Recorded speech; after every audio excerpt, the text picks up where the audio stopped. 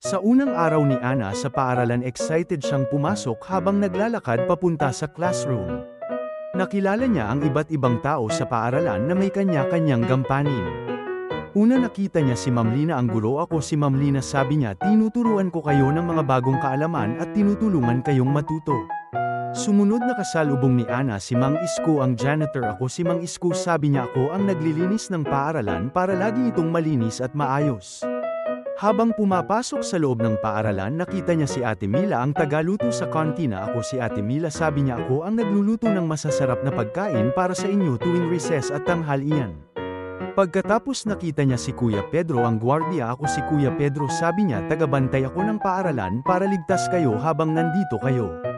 Sa wakas nakilala ni Ana si Doktora Tina ang nurse ng paaralan. "Ako si Doktora Tina," sabi niya, "ako ang nag-aalaga kapag may batang may sakit o nasugatan." Ngumiti si Ana. Ngayon alam na niya kung sino-sino ang mga tao sa paaralan at kung ano ang kanilang gampanin. Masaya siyang mag-aral dahil alam niyang marami ang tumutulong sa kanya araw-araw.